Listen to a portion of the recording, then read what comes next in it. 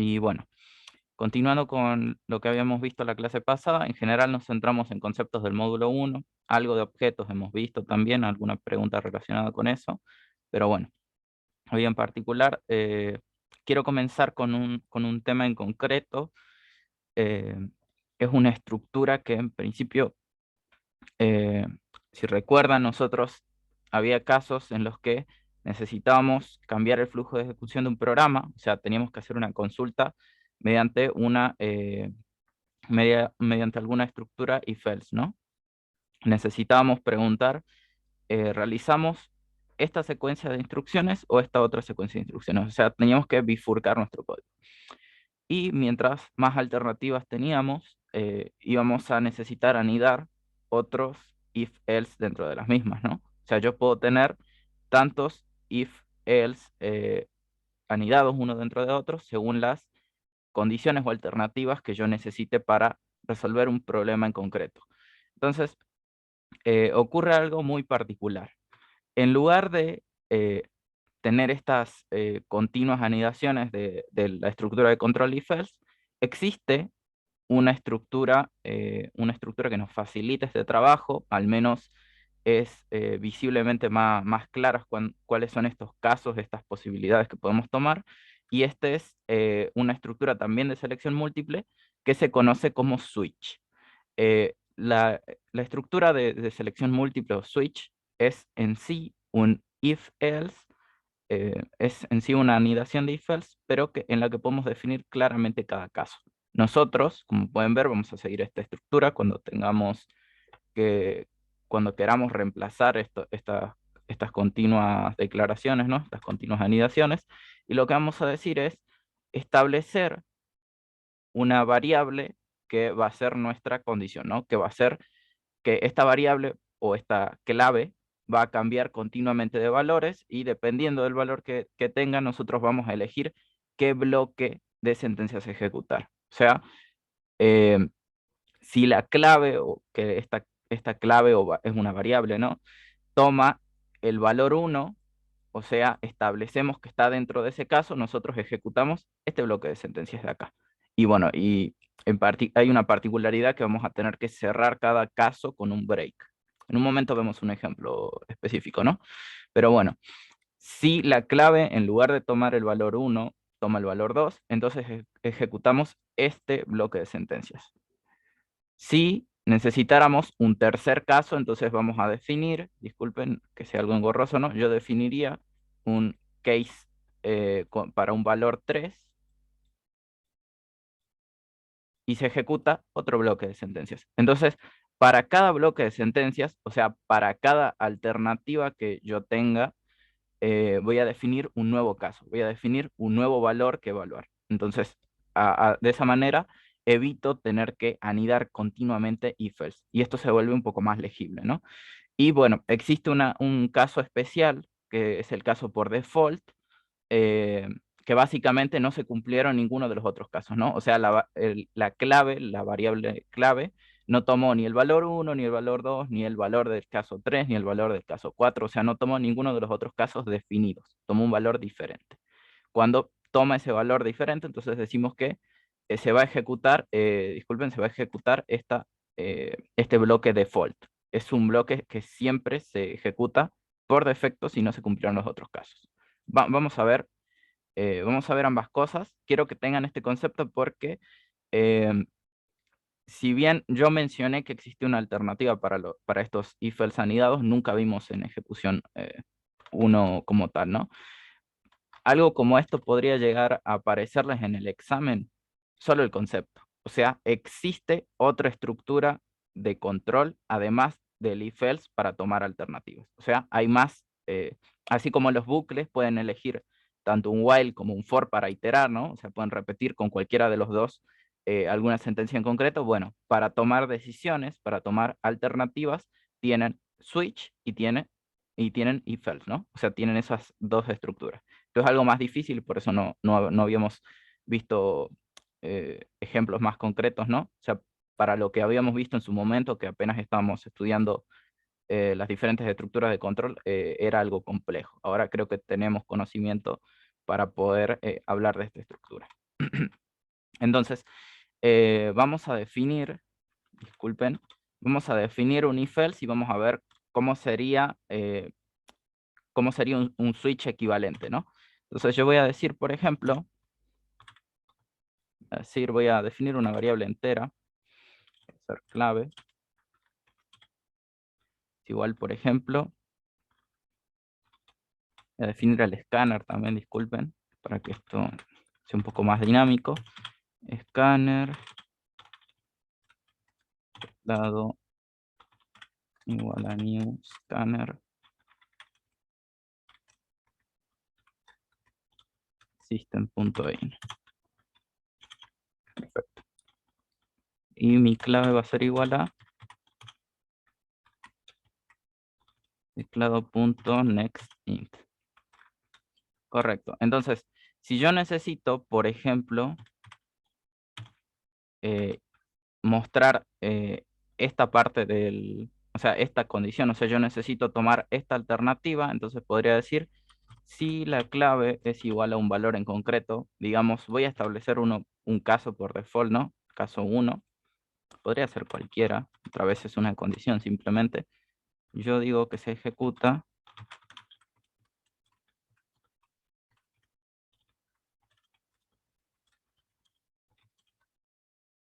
sentencias 1.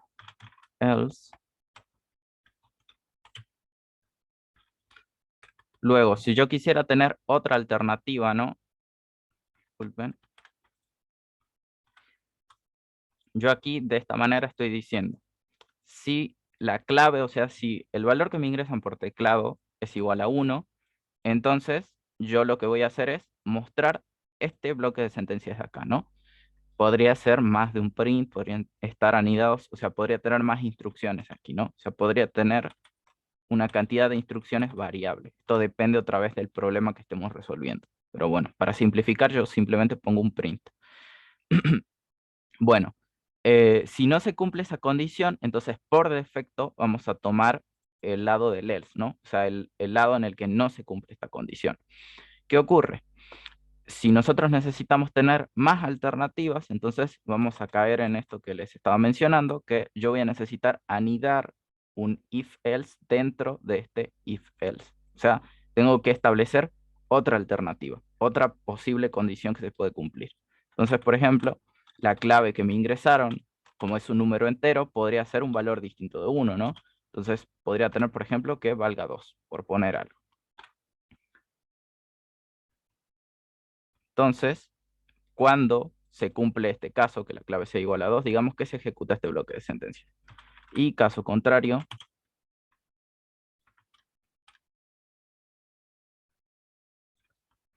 le voy a poner una letra simplemente porque podemos tener la cantidad de condiciones que queramos, ¿no? Entonces, yo de esta manera, cada vez que surja una nueva posibilidad, una nueva alternativa que tomar en mi programa, yo voy a necesitar anidar nuevas condiciones. Voy a necesitar anidar un nuevo if-else, ¿no? Disculpen. Else, ahí está. Entonces, por ejemplo, aquí se ejecuta bloque de sentencias 3. Por ejemplo, esto. Entonces, estoy diciendo, cuando la clave, cuando esta variable en concreto que estoy evaluando tenga un valor determinado, yo ejecuto este bloque de sentencias. Cuando tenga este otro valor determinado, ejecuto este bloque de sentencias 2. Cuando la clave sea igual a 3, ejecuto este bloque de sentencias. Si no se cumplieron ninguna de las tres condiciones establecidas anteriormente, o sea, la clave no es 1, ni 2, ni 3, entonces se ejecuta este bloque de sentencias del lado del else. Bueno, como pueden ver, esto se torna quizás algo engorroso, pero es entendible todavía, ¿no? O sea, todavía sabemos en qué casos, en qué condiciones realizamos cuál bloque de sentencias, eso es importante. Pero bueno, alternativamente, por si alguno prefiere utilizar otra estructura, existe switch. Y aquí, bueno, disculpen, esto no es necesario todavía.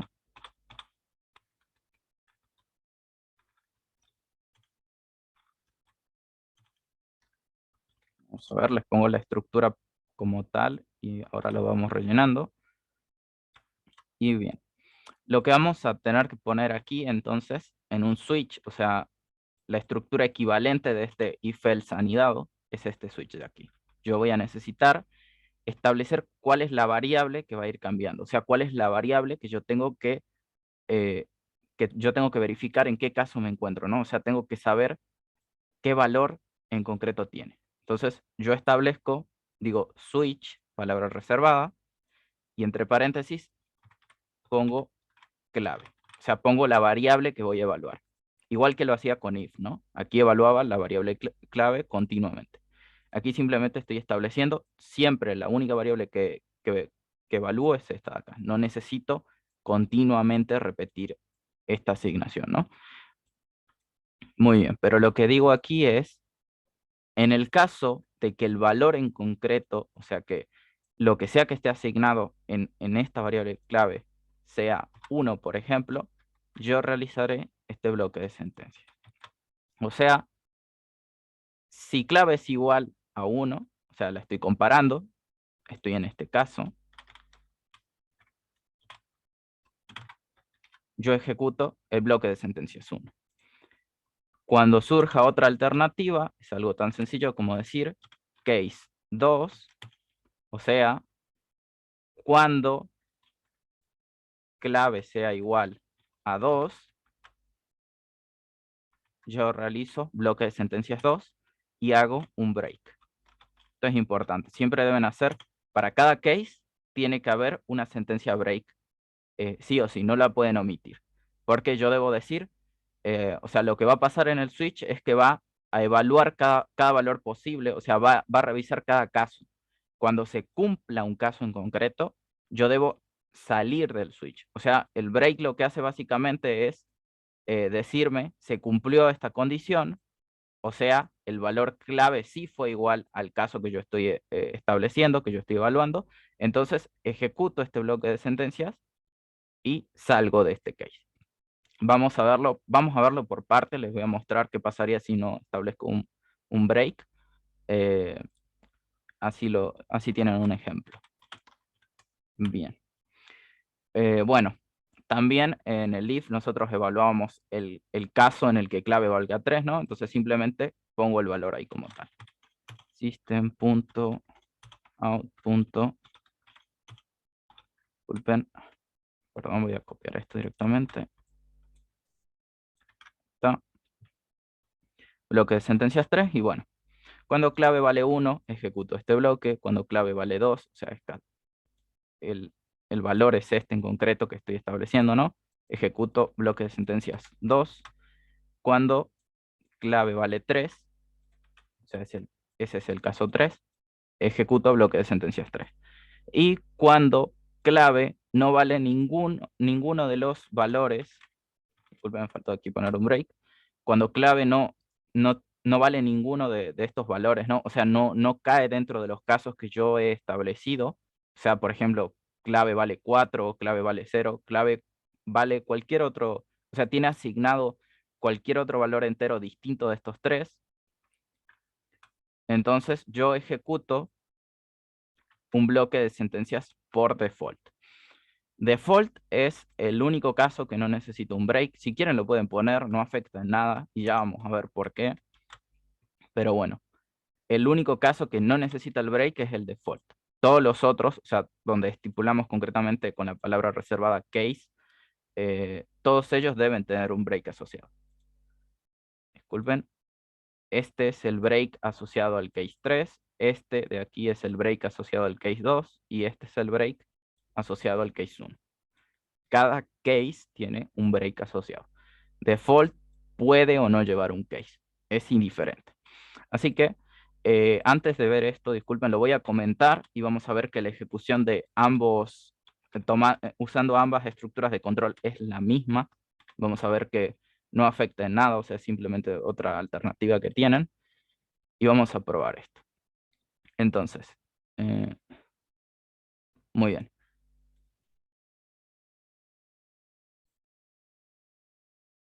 Disculpen, voy a minimizar esto. Ahí está. Entonces, como pueden ver, estoy ejecutando el programa. Esto está corriendo, solamente que está en espera, ¿no? Está esperando que yo le dé un valor. Entonces, por ejemplo, si yo digo que si yo le doy la clave 1, entonces lógicamente me muestra el print de que se ejecutó este bloque de sentencias en concreto, ¿no? O sea, se cumplió esta condición en el if. De la misma manera, si yo dijera, por ejemplo, que la clave es 3, entonces se ejecuta este bloque de sentencias, el 3.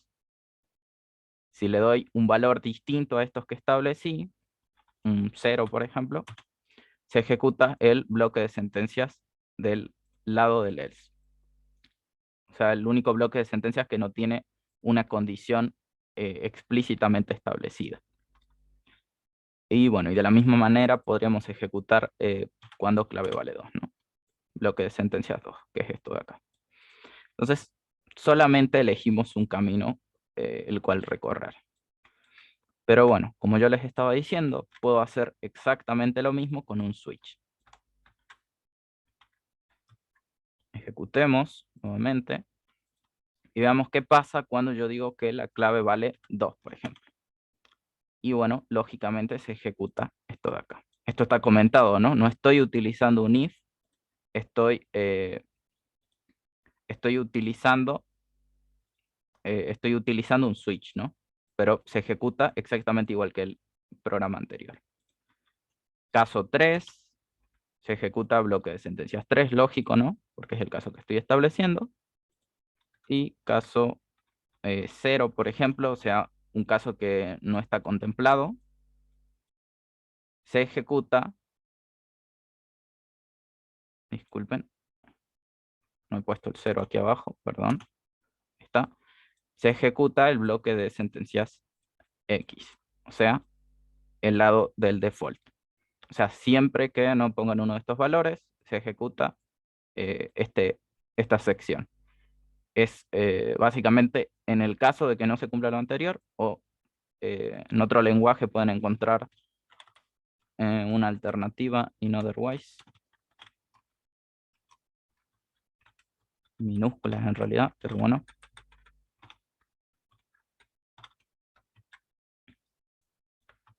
O sea, en cualquier otro caso, ejecutamos esto, sin importar qué. Pero bueno, como pueden ver, esto es bastante más cómodo, mientras más posibles casos tengo que establecer, ¿no? Yo aquí solamente estoy enumerando 3 casos, pero podría tener tantos como quisiera, ¿no? O sea, tantos como posibles valores pueda tomar la variable clave. Entonces, case podría ser, o sea, la variable entera clave puede tomar valor 4, valor 0, valor 1, o sea, cualquier número entero definido para este tipo de datos, ¿no? O sea, puedo evaluar tantos casos como quiera, bueno, hasta que me quede sin memoria. Entonces, simplemente una estructura alternativa les puede ser útil. Otra vez, si les toca algo de esto en el examen, lo más probable es que solamente evalúen el concepto, ¿no? O sea, pueden utilizar un if-else anidado o pueden utilizar un switch.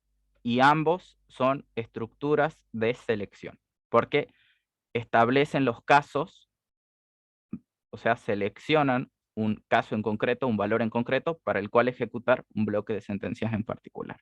Otra vez, la definición va a estar en la diapositiva, así que no se preocupen y no van a tener algo más complejo que esto. No van a tener casos más grandes que estos de momento. ¿Hay alguna duda sobre esta estructura de control?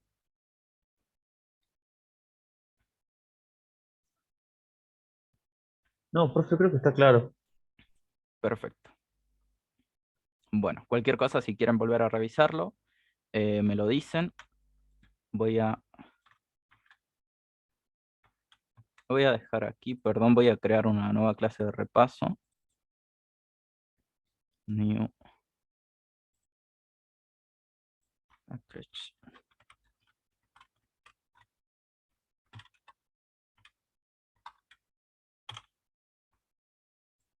New class.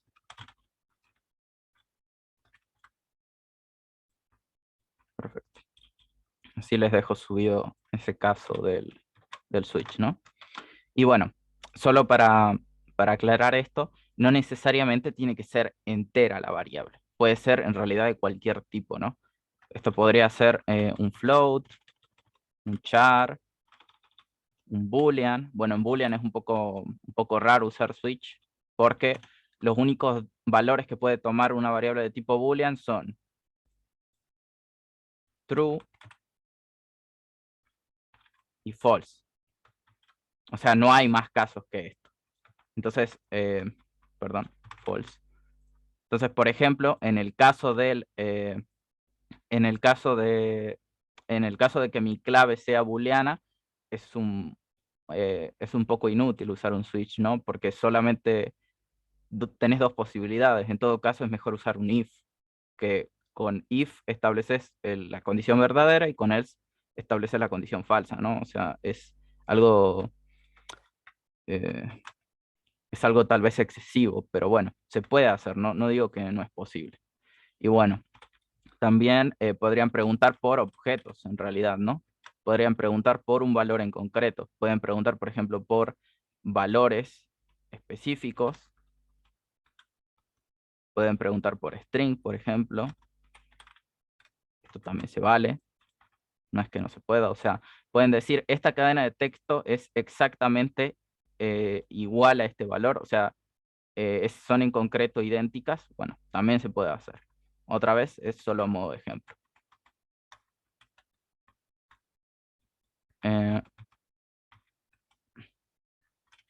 Bien.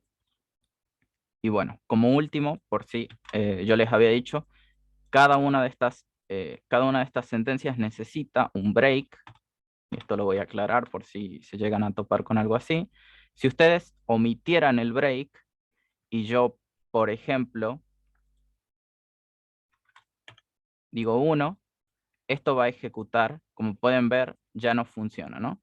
Le voy a quitar esto. Si dejo el break y yo digo, quiero ejecutar solo el bloque de sentencias 1, o sea, quiero establecer este caso, me muestra solo este print. Si yo quito el break y digo lo mismo, ahora me ejecuta las dos sentencias. ¿Por qué ocurre esto? Porque si se ejecuta, o sea, si se establece esta condición en concreto, o sea, clave vale este valor en concreto, este valor específico, o sea, clave vale 1, pero yo omito el break, lo que ocurre es esto. Switch, esta estructura de control, no sabe cuándo terminar. O sea, no sabe en qué momento terminó este bloque de sentencias que tienen acá. Y como no sabe cuándo terminar, va a seguir ejecutando todas las otras sentencias, o sea, todos los otros casos establecidos sin importarle la condición. Por eso es importantísimo poner un break, porque si no lo hacen, nunca o sea, no se cierra este switch, ¿no? Va a seguir ejecutando todos los otros casos sin importarle la condición. Entonces, por eso es muy importante establecer el break. Eh, ¿Eso es parecido a los ciclos, profesor? En ese sentido, sí, ¿no? O sea, tiene que haber una condición de parada. En concreto, la condición de parada del switch es la sentencia break, ¿no? Ustedes dicen, aquí termina esta selección. O sea, este es el caso que se cumplió, entonces yo ejecuto todo hasta este punto. Si no Por lo eso pongo, continúa. ¿cómo? Por eso continúa. Por Por eso eso continúa. continúa, si no está la Exacto, condición. Es condición de parada. Bien. exacto. Se ejecuta esto, no hay condición de parada, entonces sigue ejecutando. Aquí ni siquiera le importa que se cumpla este caso, ¿no? Se ejecuta esto y bueno, aquí encontró un break. Encontró break, entonces para. Por eso no se siguen ejecutando las otras sentencias. O sea, en el momento en el que switch encuentra la sentencia break, eh, ahí termina la ejecución de esa estructura de selección, ¿no?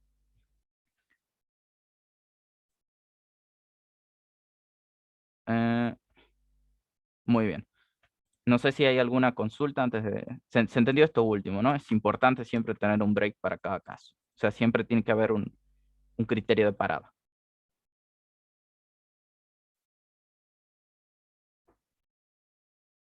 Bien.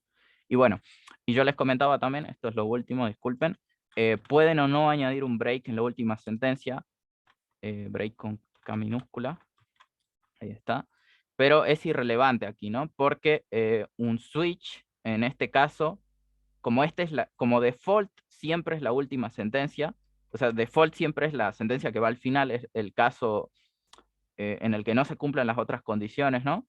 Es irrelevante poner el break porque sabemos que no hay sentencia, no hay bloque de sentencias después del default. Entonces, ¿qué pasa?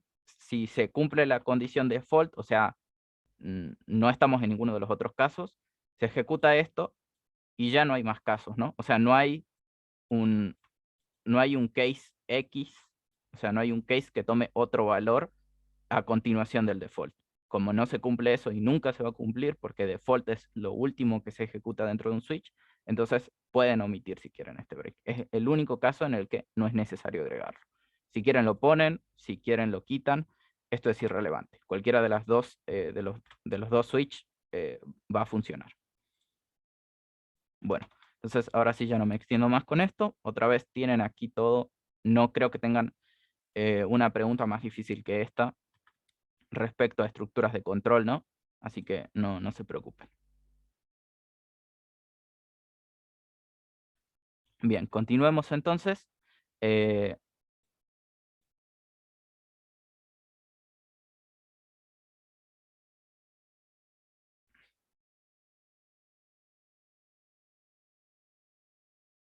bien, continuemos entonces. Em, ¿Qué piensan de esta afirmación? Ahora les pregunto a ustedes cuál es la opción que responderían. Java, esto es una afirmación, ¿no? Java es un lenguaje de tipeado o de tipado estático, o sea que todas las variables tienen que ser declaradas para ser utilizadas. Entonces yo le pregunto, ¿cuál de estas opciones no es válida?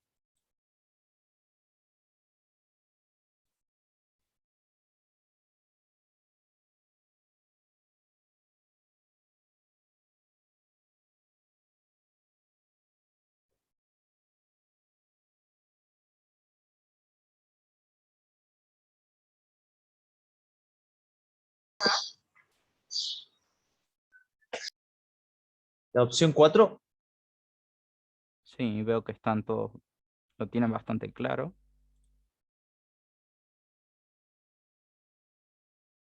Bien. Sí, nadie lo duda, ¿no? La opción 4 es es la incorrecta, ¿no? O sea, perdonen, lo digo de otra manera. La opción 4 es esa sentencia que está mal declarada, ¿no? No es una declaración válida dentro de Java. Está claro esto, ¿no? O sea, aquí yo nunca estoy diciendo de qué tipo es este identificador. Nunca estoy diciendo si es de un tipo primitivo, no estoy diciendo que pertenece a alguna clase. Esto no se permite. Siempre debemos establecer el tipo de esa variable, el tipo asociado a este identificador, ¿no?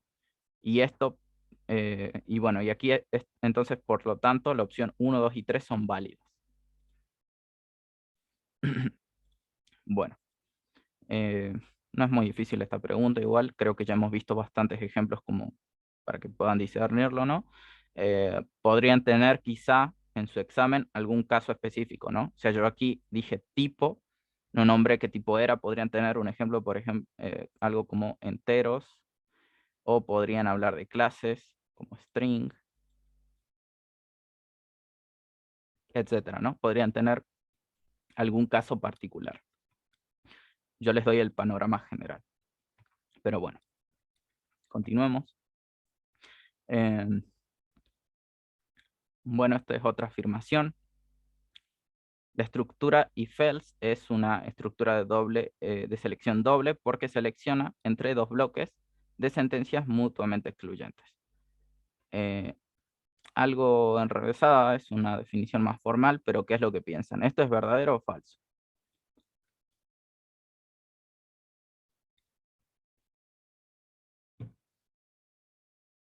Es verdadero.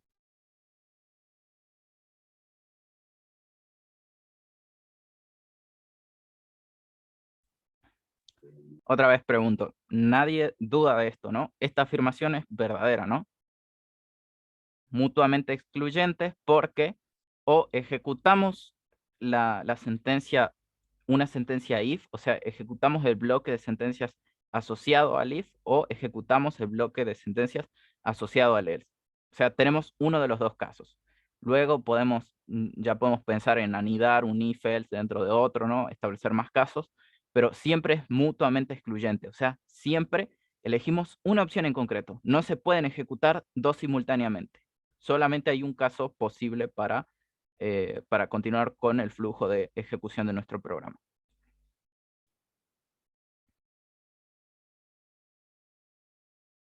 Bueno, Ulises aquí nos dice que esto es falso. No importa si no está seguro o no, es perfecto. O sea, está perfecto si nos equivocamos el día de hoy. Vamos a ver un ejemplo para aclarar simplemente.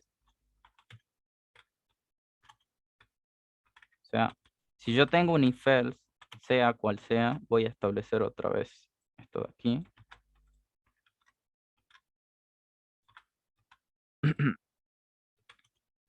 Yo aquí voy a establecer una condición en concreto, ¿no? No importa qué condición sea. Yo podría decir algo como 1 es menor que 2, ¿no? O sea, esto es verdadero siempre. Esto se ejecuta en todos los casos, ¿no? Entonces, no interesa qué condición tengas, pase lo que pase, o ejecutas este bloque de sentencias o ejecutas este bloque de sentencias de acá. Son mutuamente excluyentes. No hay manera de que se ejecuten las dos a la vez o las dos en secuencia, ¿no? Nunca se va a ejecutar primero este system y después, disculpen, este print de acá que ejecuta el bloque de sentencias 1 y luego va a mostrar esto. Eso es imposible. Tenés que elegir. Justamente por eso se llama estructura de control de selección, ¿no? Elegís cuál de las dos opciones estableces. Podés tener if-else anidados, como vimos anteriormente, y tener más casos posibles, ¿no? Pero siguen siendo excluyentes cada una de esas opciones, cada una de esas selecciones, porque solamente podés ejecutar uno de esos bloques de sentencias, no ambos a la vez, ¿no? O no todos a la vez si tuvieras if-else anidados, ¿no? ¿Se entiende? No sé si se entiende un poco mejor, Ulises. Es como una declaración lógica. Si pasa algo, lo otro no pasa, y si pasa lo otro, esto no pasa, digamos. O uno o lo otro sería. Exacto. De hecho, eso tiene que ver con los valores que se establecen en las condiciones. Verán, yo aquí puse una expresión, ¿no? Pero sabemos, por lo que vimos la clase pasada, que todas y cada una de las expresiones que tengamos deben ser resueltas siguiendo órdenes de precedencia y reglas entre operadores, ¿no? O sea, antes de evaluar este if siquiera, yo debo primero resolver esta sentencia, ¿no? O sea, yo debo decir 1 es menor que 2. O sea, esto también es una operación relacional, o sea, su resultado va a ser un dato booleano, pero sigue siendo una operación, perdón, booleano. Ahí está. Entonces, ¿cuál es el resultado de 1 menor que 2? Y esto es true, ¿no? Esto es verdadero. O sea, este es el valor resultado. Entonces, básicamente lo que estamos evaluando aquí es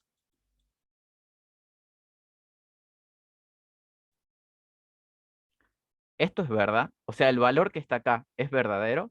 Y sí, es verdadero. Concretamente, el resultado de esta operación es true. Entonces vamos a ejecutar esto.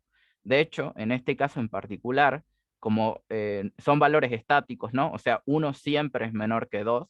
Yo no puse aquí una variable X, cualquier tipo de variable, ¿no? Entonces, por tanto, este caso en concreto siempre se ejecuta aquí, ¿no? Yo pude haber sido un poco...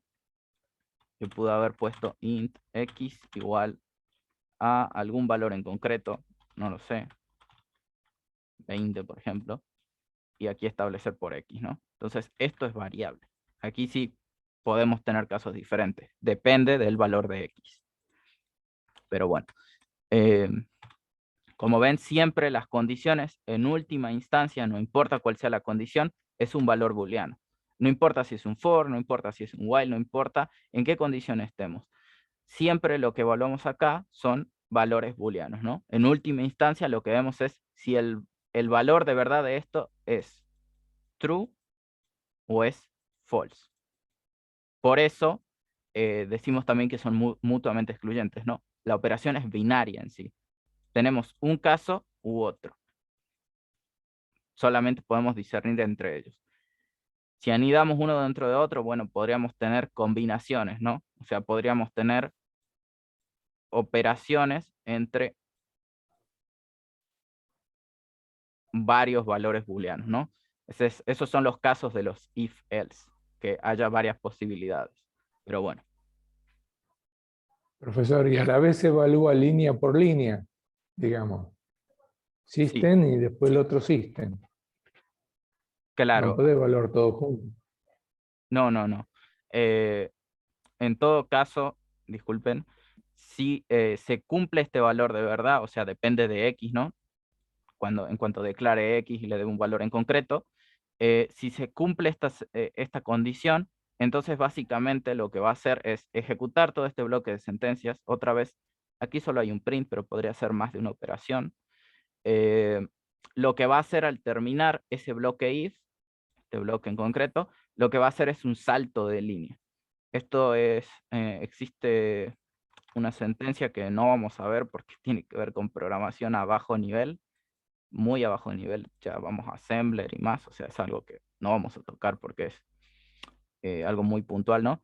Pero bueno, básicamente lo que va a hacer es un salto de línea, ¿no? O sea, vamos a decir, se ejecutaron todas y cada una de las sentencias dentro del if, o sea, dentro de estas llaves, como pueden ver, llave que abre, llave que cierra.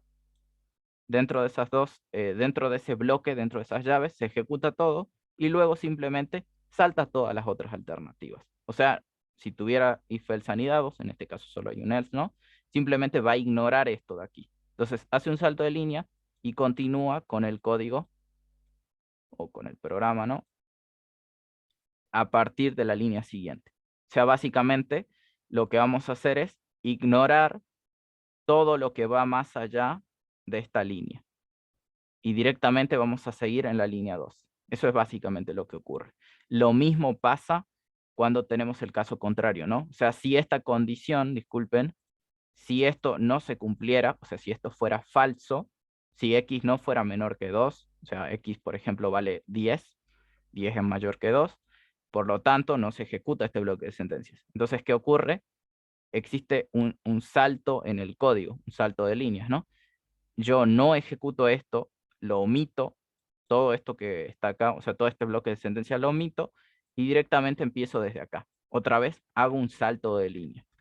Me voy hasta aquí. Y bueno, y así continúo ejecutando de manera continua. Pasa eso en todos los bloques if else. De hecho, si vamos a, por ejemplo, un switch, vemos que ocurre algo similar, ¿no? Yo establezco un caso en concreto y, por ejemplo, si se cumple el caso 1, yo, en el caso del switch, tiene que hacerse de manera explícita, ¿no? O sea, yo le digo, se ejecuta este bloque de sentencias. Entonces, omite todo lo demás. Lo mismo pasa con un if else. La condición que no se cumple o las condiciones que no se cumplen si tuviera if else anidados, simplemente se omiten, se saltan. Es como si no existieran para el bloque, para la estructura de control, ¿no? Porque otra vez no se cumple esta condición que estamos estableciendo. No sé si hay alguna duda, disculpen.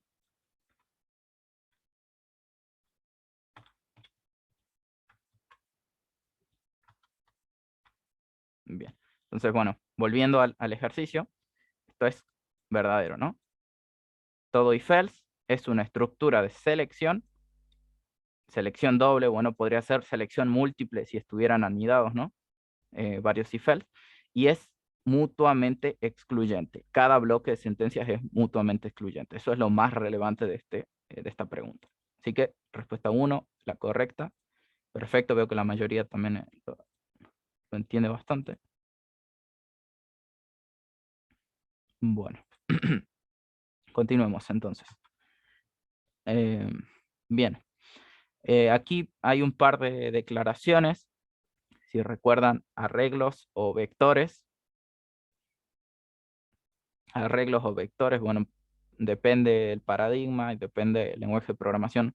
Suelen llamar igual los dos, pero bueno, para nosotros un arreglo, un vector en principio es lo mismo, ¿no? Es una colección unidimensional de datos homogéneos, ¿no? Entonces, un poco les tiré la respuesta al decir la definición de lo que es un arreglo ahí, pero bueno, ¿qué es lo que piensan de estas tres declaraciones de arreglos, ¿no? ¿Cuál de ellas no está declarada correctamente? La primera.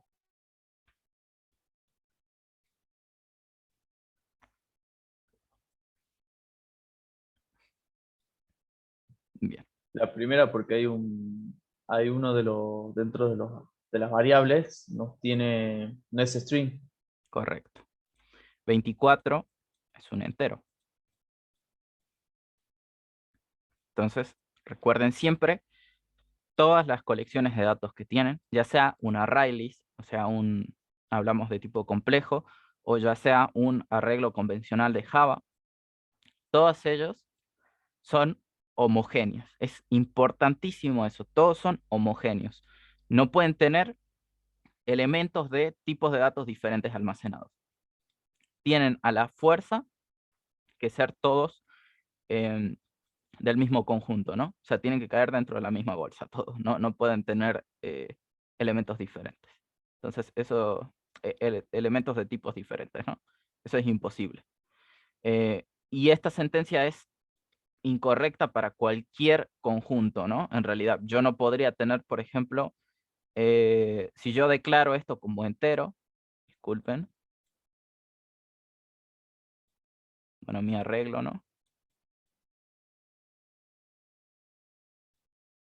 Y digo que mi arreglo es igual a esto de aquí, esto también es inválido, ¿no? Porque aquí tengo cadenas de texto, o sea, tengo strings, y hay un solo valor que cumple con que es correcto, que es este 24.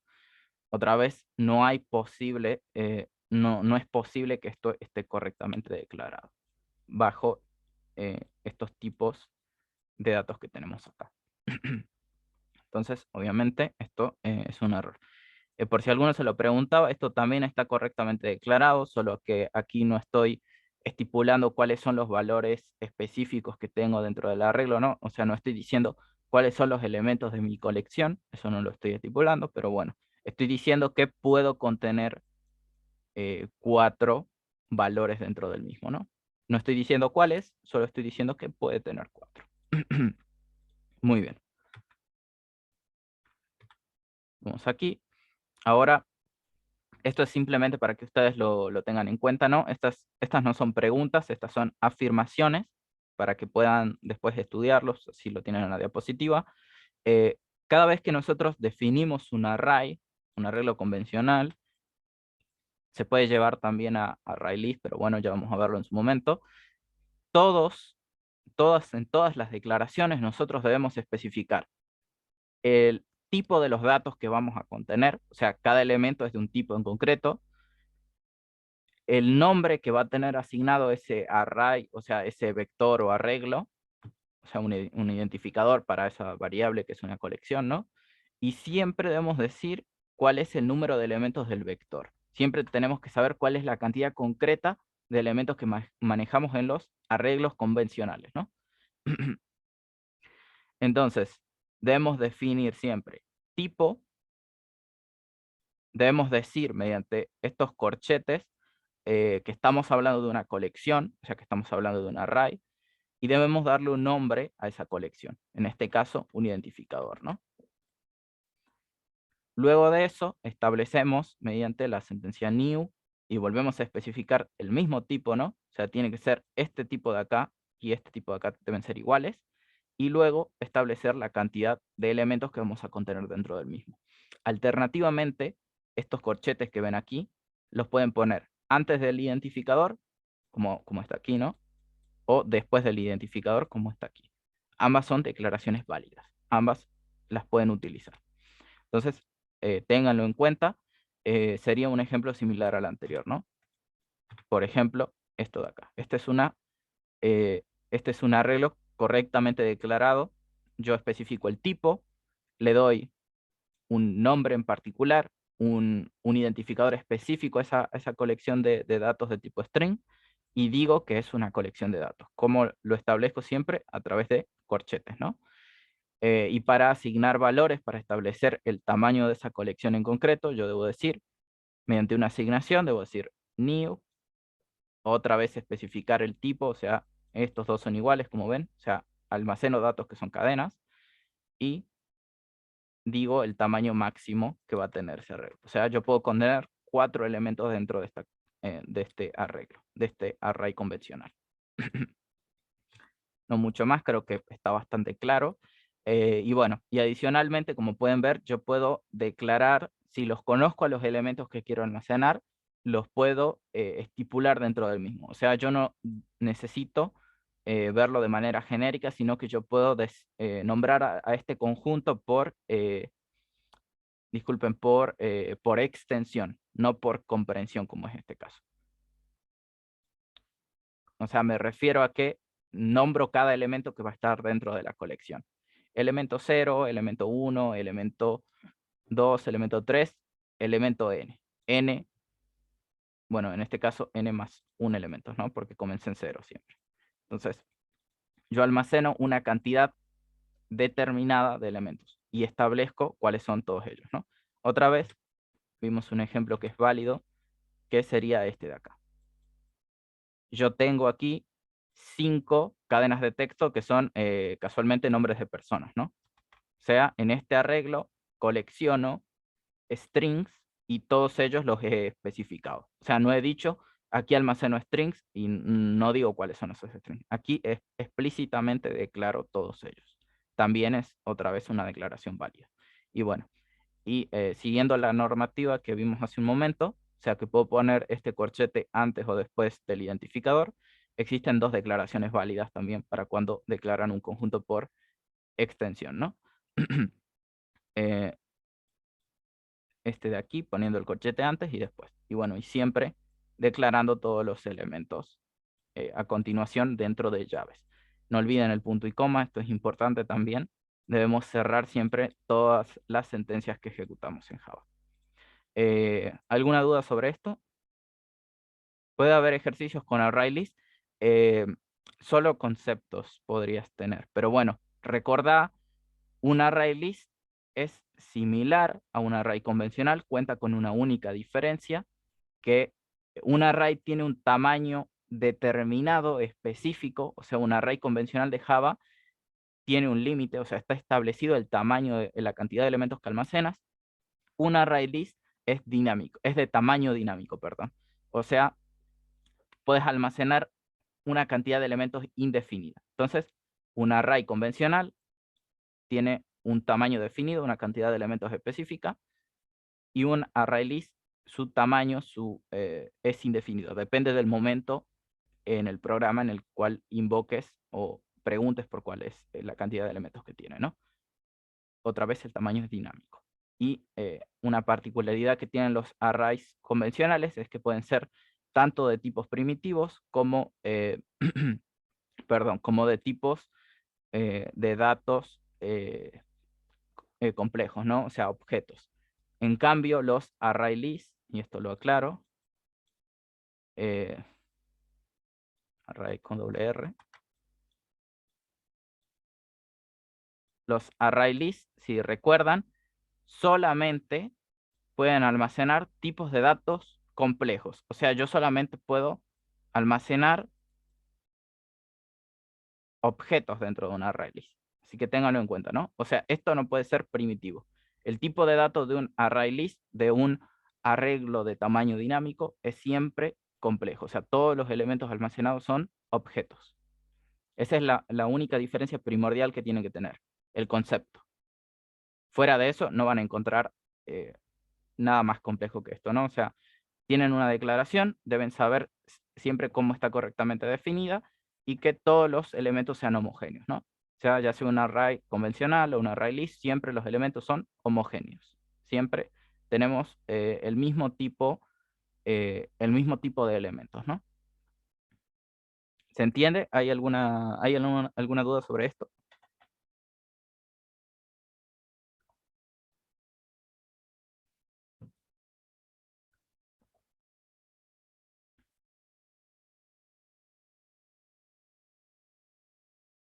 Bien.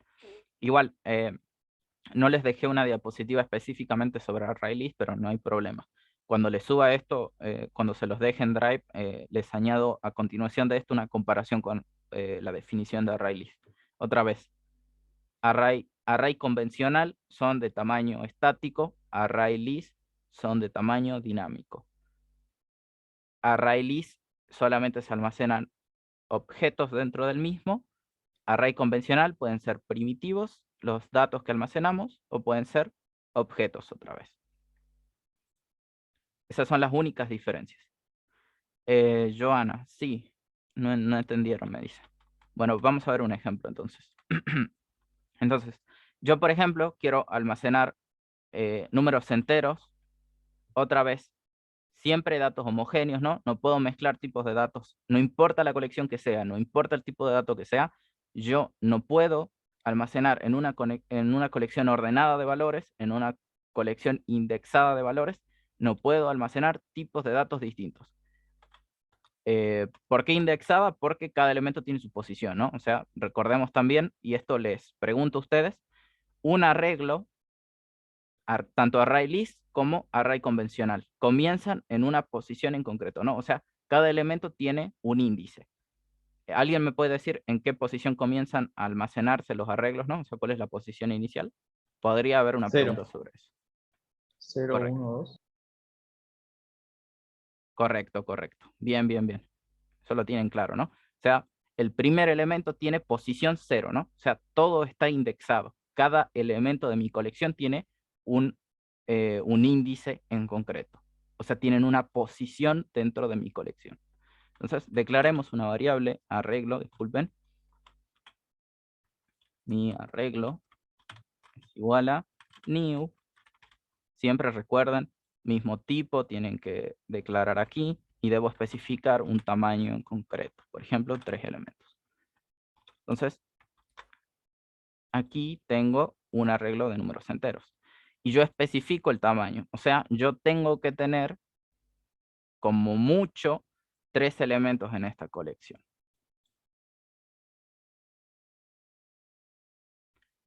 Elemento de posición 0. Elemento de posición 1.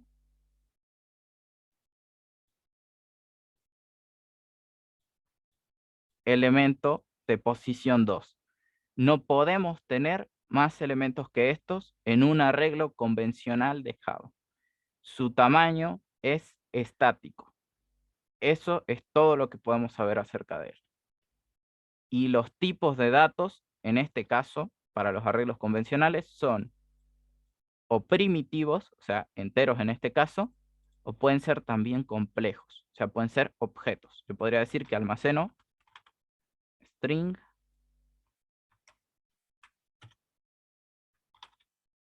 cadenas de texto, ¿no? Entonces, en este caso almaceno cadenas de texto, que sabemos que los strings son objetos, ¿no? O podemos almacenar números enteros, o podemos almacenar floats, que son números reales, ¿no? Tipos de datos primitivos. Eso se entiende, ¿no? Hasta aquí nada fuera de lo normal. Entonces, ¿qué diferencia hay con un array list? Bueno, número 1, bueno, lo declaramos diferente, ¿no? Array list.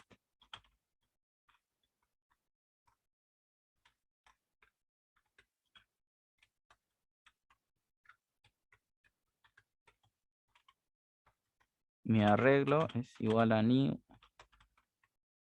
array list.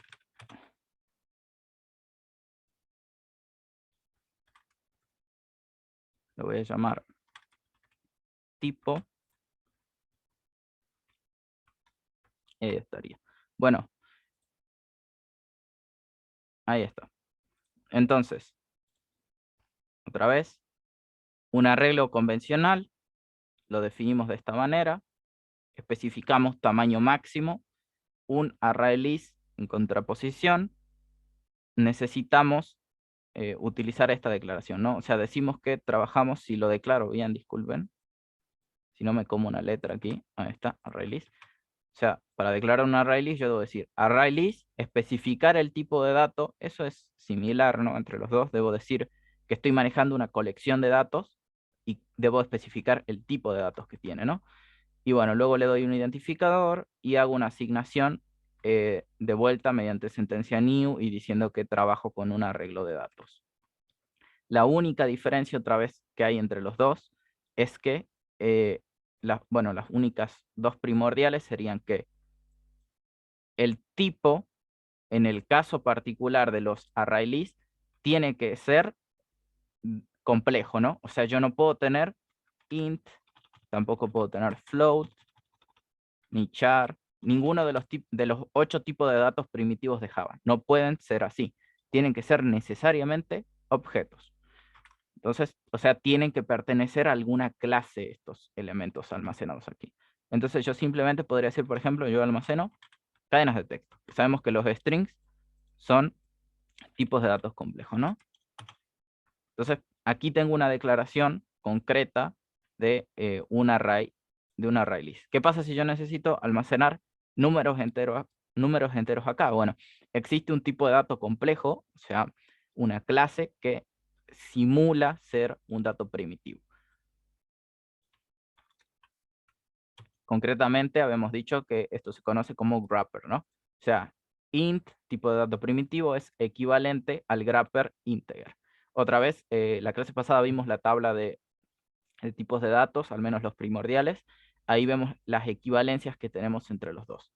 Int básicamente funciona, integer funciona igual que un entero, solamente que esto hace referencia al paradigma orientado a objetos, o sea, esto es una clase, esto es un tipo de datos primitivo, ¿no?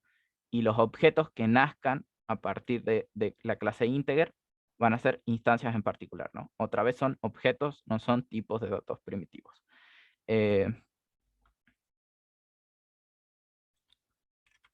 Bueno, y esa sería la declaración para números enteros, objetos. Y bueno, y lo segundo, fuera de que el tipo tiene que ser complejo sí o sí en un array list, a diferencia de un arreglo convencional, es que yo en un arreglo convencional defino el tamaño. O sea, yo le digo, puedes almacenar esta cantidad de elementos. Un array list, a diferencia de los arreglos convencionales, son de tamaño dinámico. Yo no le doy un límite máximo. Puede tener tantos elementos como quiera o como pueda. Como pueda porque tenemos un límite en nuestra memoria RAM, ¿no? O sea, no podemos almacenar más datos que los que nos permite nuestra memoria. Cierto punto llegamos, o sea, llegamos a un límite físico, ¿no? No es que lógicamente no podamos seguir. Podríamos si nuestra RAM nos lo permitiera, ¿no? O sea, si la programación no fuera sobre conjuntos discretos o conjuntos discretizados, ¿no? Como los enteros son en realidad infinitos, como conjunto numérico, ¿no? Pero siempre en programación los acotamos. O sea, siempre establecemos límites porque eh, no podemos tener toda esa diversidad, ¿no? Así que nada, entonces tengan en cuenta esas dos cosas. Uno es de tamaño dinámico otra vez y solo permite almacenar tipos de datos complejos, o sea, esos son los array lists, y los arreglos convencionales pueden almacenar tipos de datos simples o tipos de datos complejos, o sea, objetos, y son de un tamaño estático. ¿Se entendió ahora la diferencia? Eh, Joana, que no sé si te habías perdido una parte de la clase, disculpa.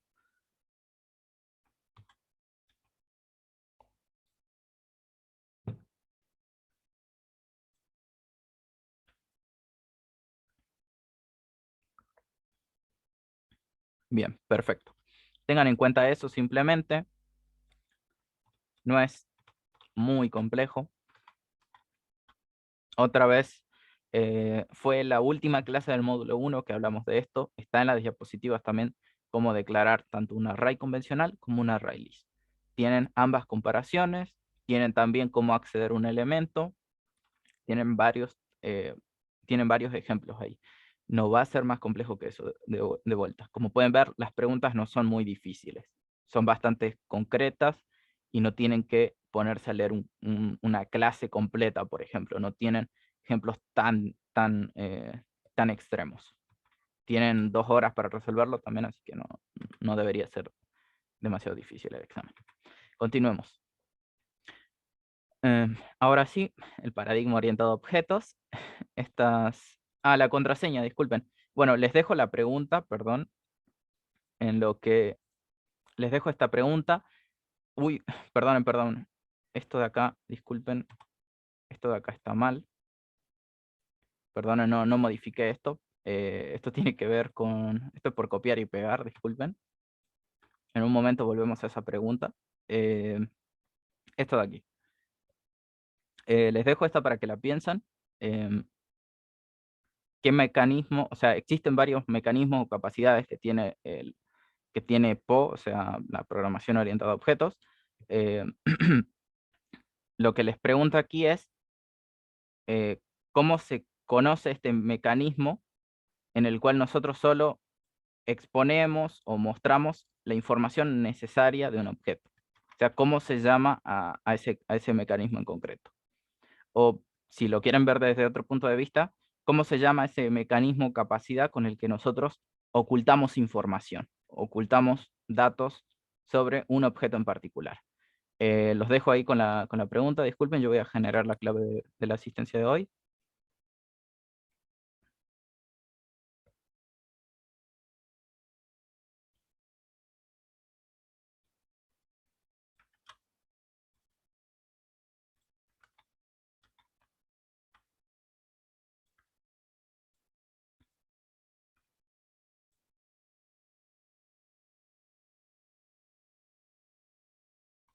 Bien.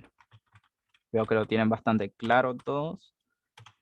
Ese mecanismo se conoce como encapsulamiento, ¿no? O sea, yo oculto atributos en concreto, o sea, yo oculto características de mis objetos, información, en última instancia, a través de estos modificadores de acceso. Yo vuelvo privada esa información, yo vuelvo privada esas características de mis objetos. Y solamente van a ser accesibles a través de comportamientos o métodos, ¿no? Por ejemplo, los métodos de acceso que son getters y setters, si recuerdan en su momento, ¿no?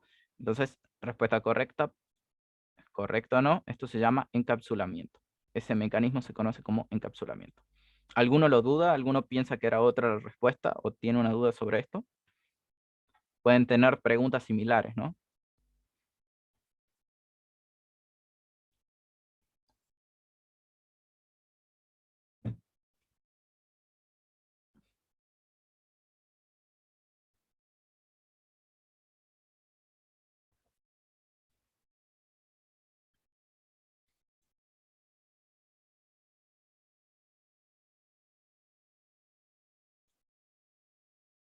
Bueno, creo que no hay dudas, así que continúo. Bien, entonces, otra pregunta acerca de estas capacidades o mecanismos que tiene PO. ¿Cómo se llama ahora a la capacidad que tienen objetos de diferentes clases, ¿no? Específicamente de diferentes clases, tengan en cuenta esto es muy importante. Tienen que ser de diferentes clases. ¿Cómo se le llama la capacidad que tienen esos objetos para responder un mismo mensaje? Cada uno a su manera, ¿no? De manera distinta. ¿Cómo se conoce ese mecanismo? O sea, por ejemplo, yo tengo un objeto de una clase alumno y un objeto de una clase profesor, por ejemplo, y les digo a los dos eh, que resuelvan un problema de cierta índole, ¿no? Por ejemplo, problema aritmético, por poner algo. Si el profesor es de matemáticas y el alumno también es de matemáticas, ¿no? Cada uno resuelve a su manera ese problema. ¿Cómo se llama ese mecanismo? Polimorfismo. Perfecto. Correcto. Entonces, otra vez, aquí está el concepto.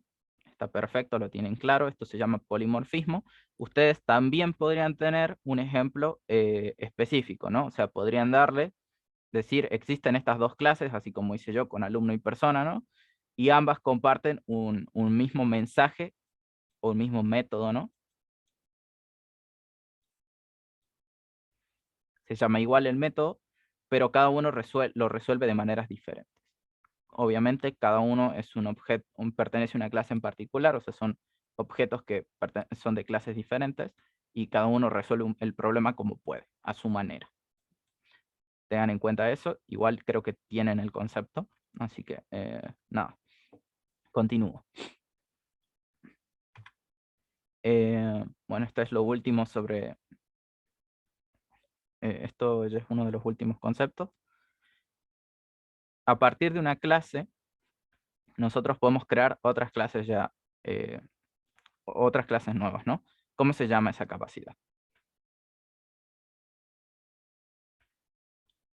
Herencia. Correcto. Bueno, igual por descarte podrían saberlo, ¿no? O sea, ya hablamos de lo que es polimorfismo, ya hablamos de lo que es encapsulamiento, entonces obviamente estamos hablando ahora de herencia. Justamente nosotros decimos que extendemos a partir de una clase, o sea, heredamos a una clase hija o clase derivada, ¿no? Nuestros atributos y nuestros atributos o características y también nuestros comportamientos o métodos. Está perfecto.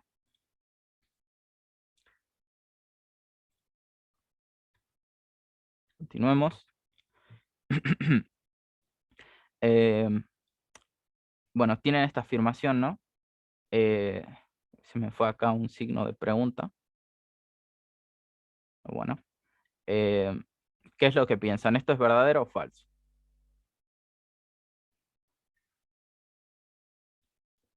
Esto otra vez es más teórico, pero otra vez no van a tener una pregunta más compleja que esto. O sea, no van a tener algo, no van a tener, por ejemplo, una jerarquía enorme de clases de la cual establecer relaciones entre ellos, ¿no? O sea, es bastante más conceptual y es bastante sencillo el ejemplo. Siempre, además, estamos tratando de establecer las preguntas dentro de dos clases a lo mucho. No estamos hablando otra vez de una familia de clases.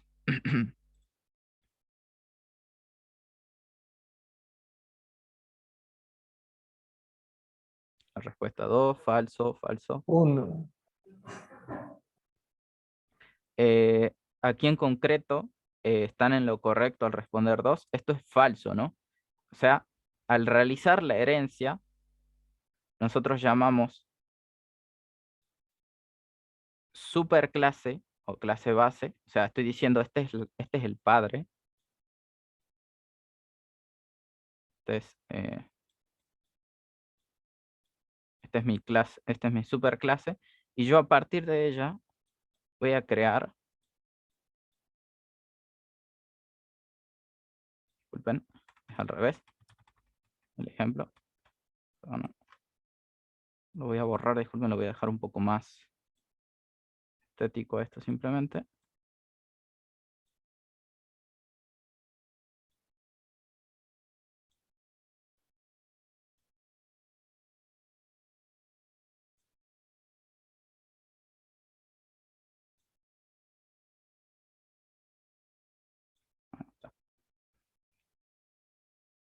O sea, básicamente nosotros tenemos esta relación, ¿no? Herencia. Nos está diciendo, cuando realizamos herencia, se llama superclase a la clase que hereda los atributos y características, ¿no? O sea, disculpen, los atributos, características, comportamientos. Entonces, está diciendo, en esta relación, la clase que hereda es esta de aquí, y la clase, o sea, la clase que recibe esos atributos, o sea, que trae todas esas características y comportamientos del padre, está estableciendo esta pregunta que esta es la superclase. Cuidado con la pregunta. Y lo que nos dice es que de la clase que nosotros traemos esas características y comportamientos, esa clase se conoce como clase derivada o subclase, ¿no? Está diciendo esto de acá. Subclase, ¿no? O sea, está diciendo, esta es la subclase y esta es la superclase. Esta afirmación es, como respondieron la mayoría, falsa. La clase de la cual heredamos, o sea, la clase de la cual nosotros recibimos estos comportamientos y atributos, se conoce como superclase, ¿no? O sea, la definición básicamente está al revés, por eso esta afirmación es falsa. La clase padre, la clase superior, ¿no? De la cual nosotros vamos a adquirir estas características y comportamientos, se conoce como, y ahora lo aclaro acá, como superclase.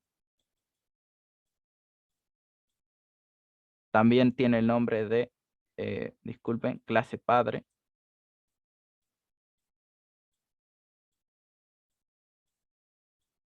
Y bueno, en algunas bibliografías lo pueden encontrar como clase base también, ¿no? Ya. Esto de aquí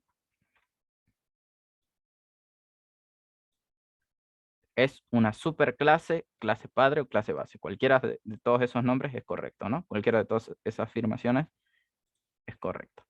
Y la clase hija va a ser, y bueno, y la otra clase lógicamente va a ser clase hija, ¿no?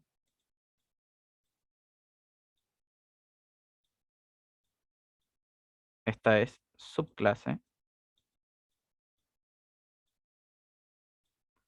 O también pueden encontrarla como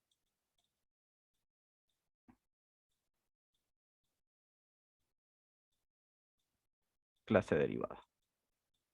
Otra vez, todos estos nombres también son válidos, ¿no? Son diferentes formas de llamar a la clase que recibe esos atributos o características y comportamientos, ¿no? Muy bien. ¿Se entiende? Por ahí la pregunta, como ven, es un poco engañosa. Quizás tengan cuidado cuando están interpretándola porque están puestas a propósito, ¿no? O sea, los que estamos viendo es si tienen claro el concepto de herencia. Si tienen claro cuál es la clase padre y cuál es la clase hija.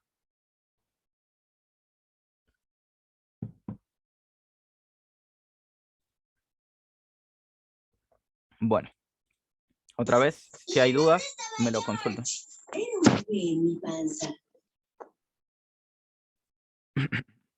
Continúo. Este método ya lo hemos visto alguna vez, el método toString. Bueno, esto nos dice, convierte el argumento, un argumento en concreto, en una cadena. ¿Esto es verdadero o falso? ¿Qué es lo que hacía toString?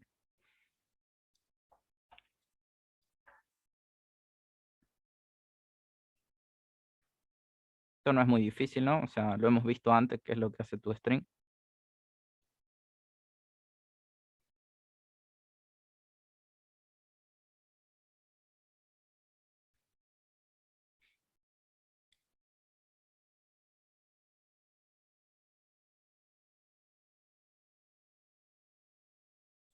Bien, verdadero, dicen todos. Perfecto, eso es correcto. Por si alguno no lo ha visto antes, están subidos, creo que en las últimas 3 clases ya hablamos de este comportamiento, este método. ToString nos devuelve una representación de algún objeto, o sea, convierte el argumento de todo método es el mismo objeto, ¿no? Por ejemplo, si habláramos de una clase persona, un objeto de esta clase, por ejemplo, o sea, una instancia podría ser yo, ¿no? O sea, persona, Luis, y bueno, igual a new persona, ¿no? Con todas sus características definidas. Bueno, entonces, siempre para llamar a cualquier comportamiento, yo necesito un objeto o argumento. O sea, yo necesito que alguna entidad en particular realice ese comportamiento. En este caso, Luis, ¿no? Otra vez podría ser, podría ser de cualquier clase, ¿no? Entonces, Luis.toString.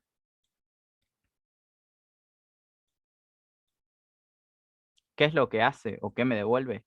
Y bueno, me devuelve una cadena. O sea, me devuelve un string.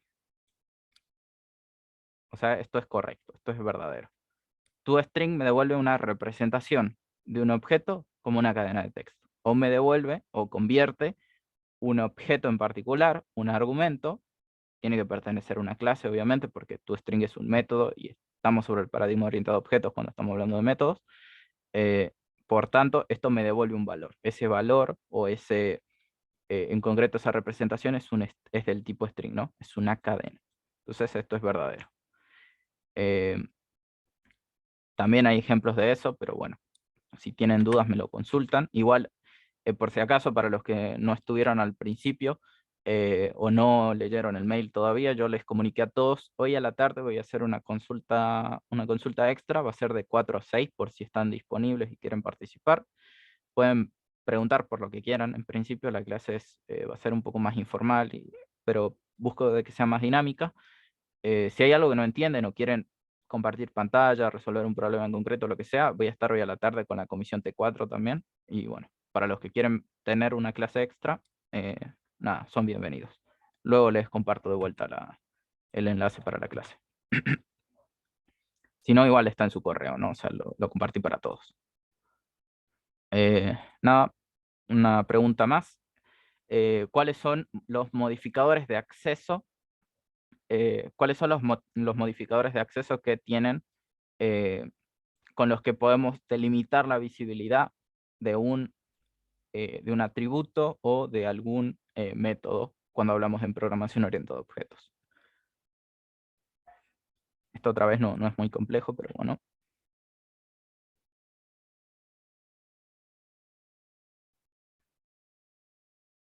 Correcto, correcto. Todos están seguros de esto, así que imagino que no hay inconveniente. O sea, private, protected y public. Los tres son modificadores que permiten cambiar la visibilidad de algún atributo o método. Creo que está bastante claro. Estos son tipos de datos. En este caso este es complejo y estos son primitivos, ¿no? Y bueno, y estos son palabras reservadas que nos permiten realizar ciertos comportamientos. Import, bueno, importar una clase desde otro paquete o proyecto. Extends, para realizar la herencia, ¿no? Esto es importantísimo. Y bueno, implements, que solamente lo nombro, pero bueno, todavía no lo hemos visto. En algún momento llegaremos. Simplemente está puesto ahí para, disculpen, para poner a prueba justamente, para ponerlos en duda y que tengan que decidir según el criterio correcto. Una última pregunta relacionada con métodos. Esta es tal vez un poco más difícil. Esta declaración de este método, recuerden, las declaraciones de métodos, siempre cuando hablamos en programación orientada a objetos, están definidas dentro de una clase, ¿no? O sea, yo dentro de la clase defino cuál es el comportamiento de algún objeto en particular. O sea, yo digo, los objetos que nacen de esta clase pueden hacer esto y lo hacen de esta manera. Siempre hablo de declaración de métodos dentro de una clase. Entonces, lo que yo pregunto aquí es, este método, getApellido en este caso de aquí, devuelve un apellido, o sea, devuelve una cadena, devuelve un valor string.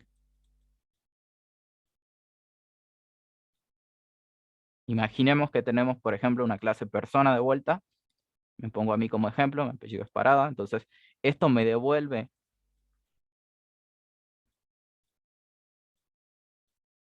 una cadena de texto que simboliza mi apellido.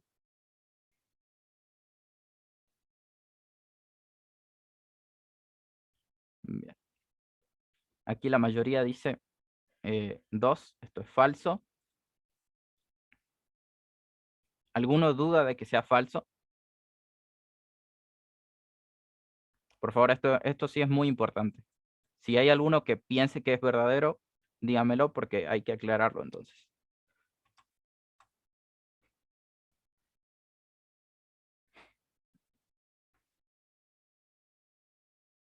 Si todos saben por qué esto es falso, ¿no?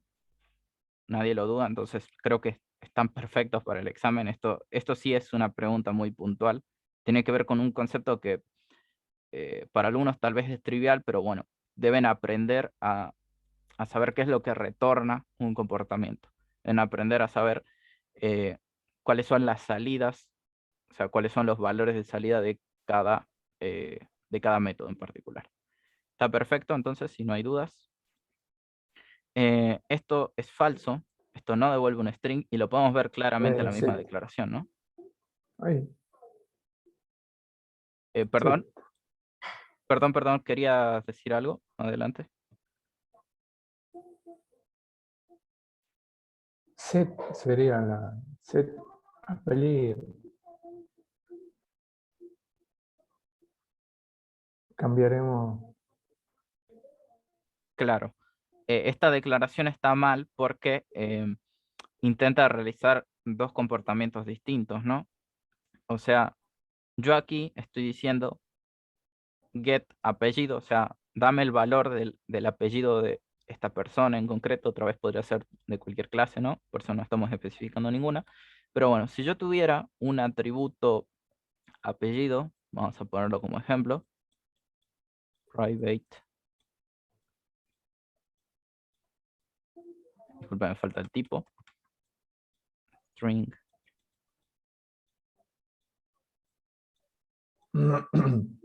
apellido.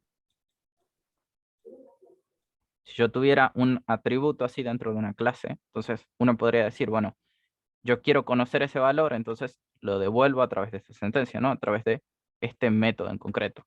Bueno, esto en realidad es una mezcla de los dos, de los dos métodos de acceso que conocemos, que son getter y setter, ¿no? Getter concretamente nos devolvía el valor del atributo que queríamos, o sea, hacía return de ese atributo en concreto, o sea, aquí me devuelve mi apellido, lo cual sí es correcto, o sea, eso sí, esa parte de la definición está bien, pero lo que está mal es el tipo de dato que estoy devolviendo.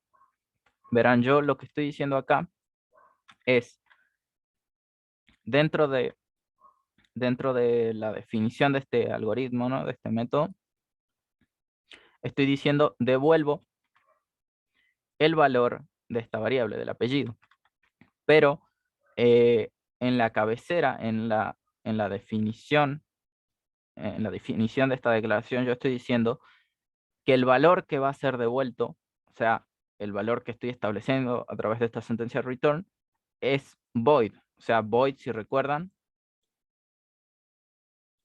es nulo, ¿no? O sea, es nulo o es vacío en todo caso. O sea, void hace referencia a que no hay un tipo de dato definido en concreto. O sea, no estamos hablando ni de un tipo de dato complejo, o sea, no estamos hablando ni de objetos, ni de clases, ni de tipo de datos primitivos. Estamos diciendo, este comportamiento no devuelve nada, o sea, no tiene valor de retorno asociado. Y como no tiene valor de retorno asociado, tener una sentencia return es algo ilógico. Aquí estamos tratando de devolver una cadena de texto y aquí estamos diciendo, yo no devuelvo nada. Entonces, lógicamente va a haber un error. Entonces, esto está mal definido, la declaración correcta, y disculpen, voy a usar esto ahora.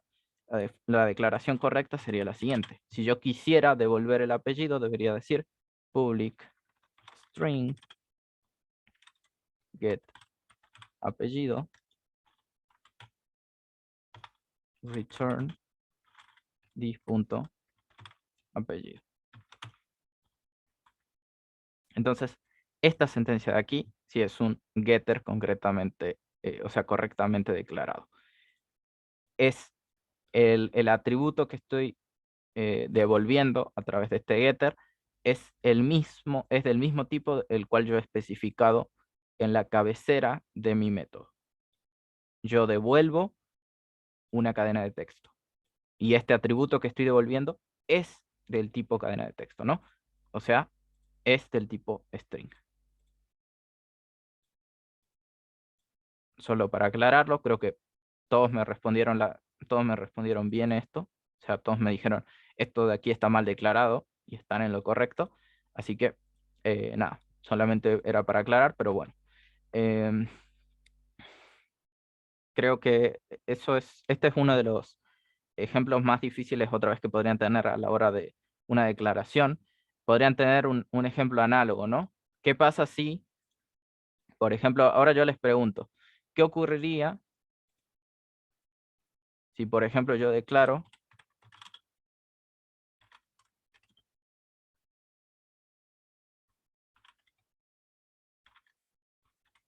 vamos a verlo con otro atributo.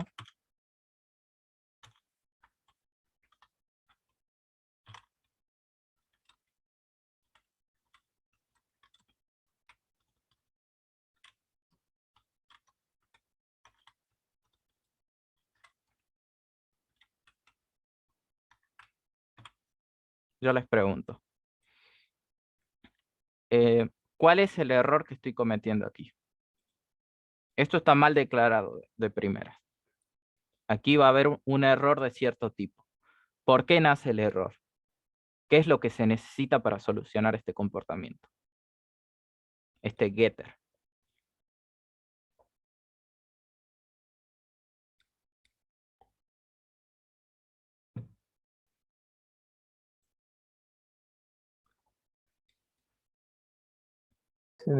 Se necesita un setter. Tengo la duda. Bien. Abajo de... Osvaldo aquí nos están diciendo la respuesta. Recuerda que si yo especifico un tipo de dato, o sea, si yo digo, este comportamiento devuelve un string, una cadena de texto, yo tengo que tener siempre una sentencia que me devuelve ese valor. O sea, yo tengo que tener un return Un retorno. que me devuelve una cadena de texto. En concreto, this.nombre. Esto si quieren lo podrían omitir, Incompleto. ¿no? Pero el Entonces, retorno siempre está. entonces siempre que ustedes devuelven un tipo de dato en un comportamiento, ya sea un getter, ya sea un setter, disculpen, un setter no, ya sea un getter, ya sea un comportamiento de otra índole, ¿no? Siempre, siempre, siempre que devuelven un tipo de dato, no importa cuál sea el comportamiento, tiene que haber una sentencia return. Retorno. Retorno. Bien. Y bueno, y en concreto aquí es, devolvemos this.nombre, ¿no? Pero bueno, es porque es el getter asociado al atributo nombre. Y bueno, y también otra cosa que es importantísima, tienen que coincidir ambos tipos, ¿no? O sea, el nombre dentro de la clase tiene que ser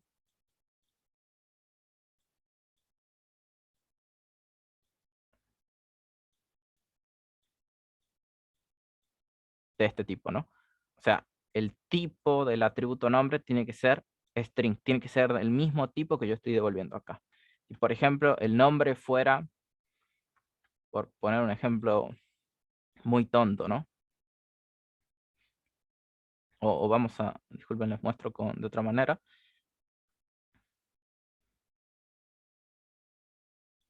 Si yo, por ejemplo,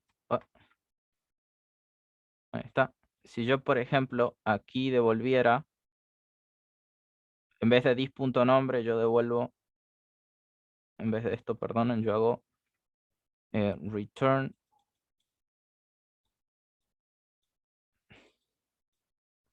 this.dni. Y mi DNI es un número. O sea, el atributo es private long DNI. Bueno, entonces esto también está mal declarado. ¿Por qué? Porque aquí yo estoy devolviendo un tipo de dato long, o sea, estoy devolviendo un número, pero aquí arriba estoy diciendo lo que voy a devolver es una cadena de texto, es un tipo de dato string. Entonces, eso no puede ocurrir. Otra vez, les muestro un ejemplo en concreto por si alguno sigue con la duda.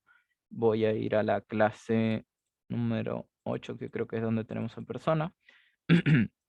Como ven, aquí está DNI, nombre, apellido, domicilio.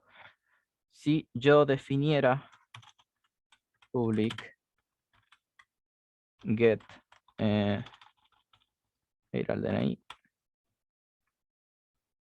acá está. Si yo defino, como ven aquí está, perdón, el ejemplo era con nombre, aquí está, get nombre, como pueden ver esto está correctamente declarado, es exactamente del mismo tipo nombre, nombre es string, yo devuelvo un string, entonces coinciden ambos tipos, y coincide el atributo que estoy devolviendo con lo que especifico aquí en el nombre del comportamiento, ¿no? Pero si yo devolviera, fuera de que el tipo de dato es distinto, ¿no? O sea, fuera de que el atributo que estoy diciendo aquí no coincide con este, va más allá de eso el error. El error no es solo porque no estoy devolviendo el atributo correcto, el cual estoy estableciendo acá, ¿no? El error también nace porque DNI, pueden ver aquí arriba, DNI es de tipo long. Entonces, yo intento devolver aquí, en este getter, yo estoy diciendo, tengo que devolver una cadena de texto, pero en la sentencia return estoy haciendo algo completamente diferente. Estoy devolviendo un valor long. Entonces, no coinciden los dos tipos, por lo tanto me genera un error.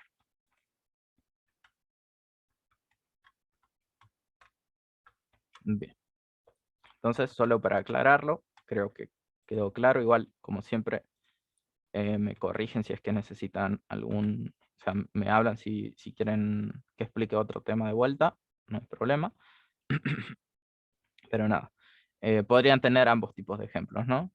Podrían tener sentencias que estén correctamente declaradas y que pregunten si eso es verdad o no, o sea, si esa afirmación, esa declaración es correcta o no. En este caso, como vimos, era falso, esto no está bien declarado.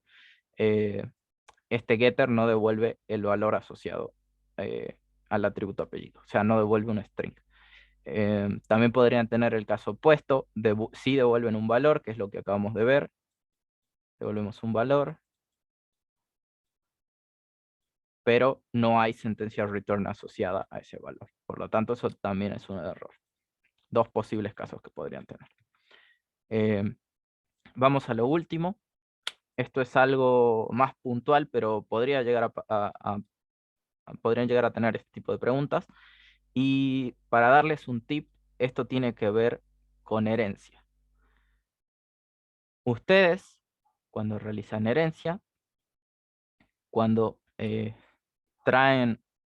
cuando traen comportamientos y atributos de los padres hacia una clase hija, ustedes pueden también redefinir algunos de esos comportamientos, ¿no? O sea, ustedes pueden decir, yo quiero que este comportamiento no se realice igual que en la clase padre. O sea, la clase hija realiza a su manera esta tarea en concreto. Eso lo vimos.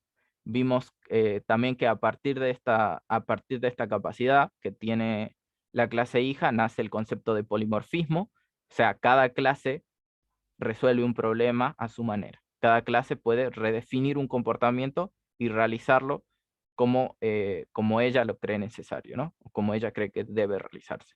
Entonces, de ahí venía el concepto de polimorfismo.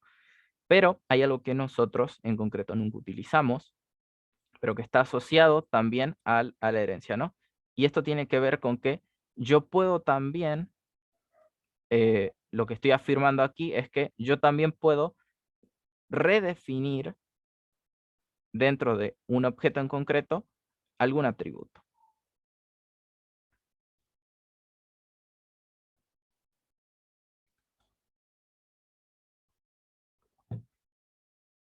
Y también los puedo utilizar dentro de la misma clase, ¿no? Disculpen. Disculpen. Me he saltado las puse en el orden incorrecto las diapositivas. Vuelvo. O sea, perdonen, fue un error. Aquí me equivoqué. Esto de aquí, una clase hija, vuelvo al concepto de objeto, ¿no? Realizamos herencia entre dos clases.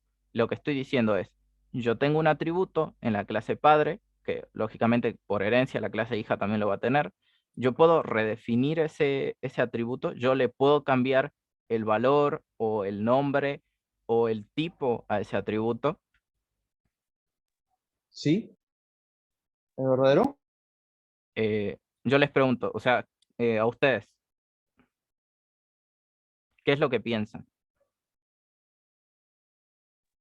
Es verdadero, sí se puede redefinir un atributo, una clase hija sí puede redefinir un atributo. Correcto. Nadie lo duda, ¿no? O sea, esto es posible. Nosotros hemos visto el ejemplo para comportamientos, ¿no? O sea, yo redefinía un comportamiento concreto. Hasta ahora no les había mostrado un ejemplo específico sobre redefinir un atributo, pero sí se puede realizar. De hecho, les voy a mostrar algo en concreto. Pueden ver. Vamos a la clase persona que teníamos comúnmente. Voy a crear un diagrama, si me permiten. Cadena materas, diagram class. Voy a llamar personas. Y voy a crear mi diagramita, ¿no? Y aquí voy a volcar la clase persona. Entonces estoy diciendo una persona tiene todos estos atributos y comportamientos. Entonces yo podría tener una clase hija de persona.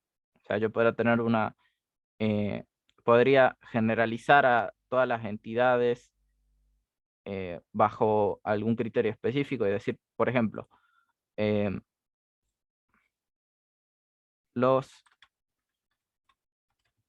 empleados, por poner de esta manera, son también una clase que son personas, ¿no? O sea, los empleados también son personas, si lo pueden ver así. O los empleados son una extensión o una especialización de las personas. En concreto, tienen características o atributos específicos. Y bueno. Entonces, bueno, esto es un constructor típico, ¿no? Pero bueno, esto ya lo habíamos conocido. Y bueno, yo, por ejemplo, si vamos a la clase persona, algo que habíamos visto es que podíamos, si queremos, redefinir un comportamiento, ¿no?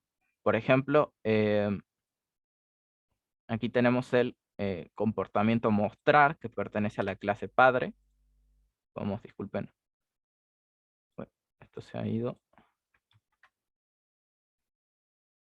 Voy a volcar la clase empleados también. Ahí está. Como pueden ver,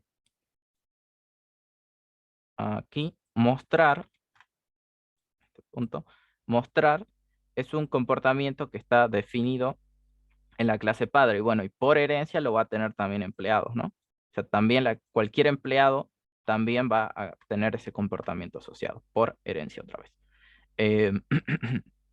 Entonces, habíamos visto que justamente el polimorfismo nos permite redefinir esos comportamientos y decir, yo lo realizo a mi manera. Un empleado muestra o describe cómo es de una manera distinta como lo haría la generalización más grande. Quizás quiere ocultar cierta información o quiere hacerlo de una manera más en particular, ¿no? O sea, no quiere mostrar, por ejemplo, ni su DNI ni su domicilio. Lo único que le interesa es quizás presentarse como tal, ¿no? O sea, decir su nombre y su apellido. Y eso se puede hacer. Entonces, bueno, acá obviamente no podemos usar esto. Vamos a hacer el nombre.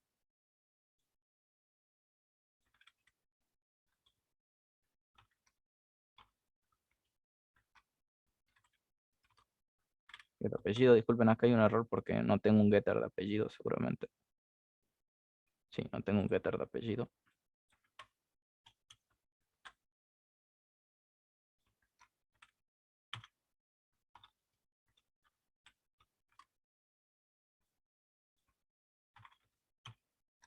Ahí está. Bueno, y ahí está.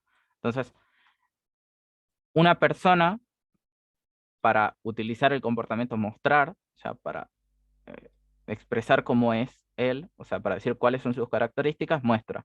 Se presenta, dice mi nombre es tal, con tal apellido, ¿no?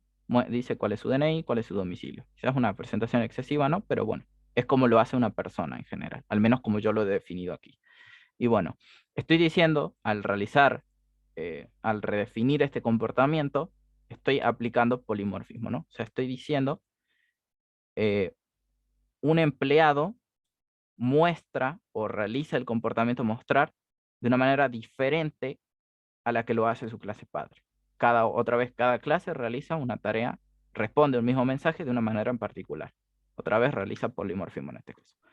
Entonces, lo que no habíamos visto hasta ahora, o no habíamos especificado en concreto, es, yo puedo redefinir cómo es un atributo de mi que estoy heredando. O sea, yo puedo decir, por ejemplo, no quiero que el atributo DNI se llame así. No quiero que sea de este tipo o no quiero que tenga este valor en concreto. Yo puedo cambiarlo, puedo incluso cambiar la visibilidad del mismo, o sea, puedo redefinirlo completamente.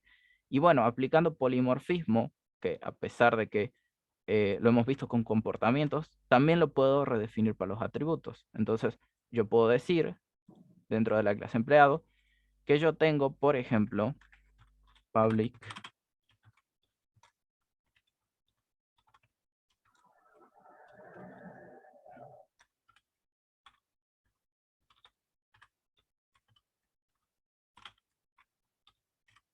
perdón.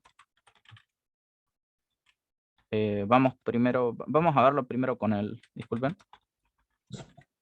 Vamos a verlo así con el DNI. Después lo modificamos y vemos un ejemplo un poquito más complejo. Entonces, si vamos ahora a nuestro diagrama de clases, podemos ver que el DNI en la clase padre es, primero por este cuadradito podemos ver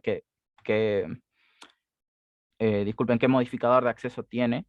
O sea, cuando es un cuadrado rojo, que también lo pueden ver en la outline en realidad, es privado, ¿no? O sea, yo aquí declaré, disculpen, yo aquí declaré DNI es privado. Bueno, y en concreto también dije, DNI es un tipo de dato long. O sea, es un número entero grande. Y a diferencia de su padre, en la clase hija empleados, pueden ver, ya no está el punto rojo ese, ahora hay un punto verde aquí, un circulito verde. Eso nos dice, este atributo es público y además ya no es un entero largo, sino que ahora es un entero convencional, ¿no? Un entero simple. Es un tipo de dato int. Entonces, cuando vamos a ver al diagrama justamente, cuando vamos a ver a la clase en concreto, disculpen, vamos a ver que esto es público, justamente como estamos estableciendo, y ahora es de tipo entero. O sea, redefinimos un atributo de la clase padre, porque quizá en la clase hija esa representación no es exactamente la que necesitamos. Y esto también es un mecanismo como el que vemos en el polimorfismo, ¿no? En realidad, este sería el polimorfismo asociado a un atributo. En un método nosotros redefinimos un comportamiento completo, en un atributo nosotros redefinimos cómo es una característica sobre una clase en particular, ¿no? Estoy diciendo, no necesito que mi DNI sea tan grande, no necesito utilizar un tipo de dato long, necesito solamente un entero simple. Y de la misma manera yo podría decir que no quiero que mi domicilio sea una cadena de texto. Yo quiero tal vez un dato más complejo, yo necesito más características. Entonces, si me permiten, disculpen, voy a crear una clase nueva. Voy a decir domicilio. Y voy a decir, un domicilio está conformado por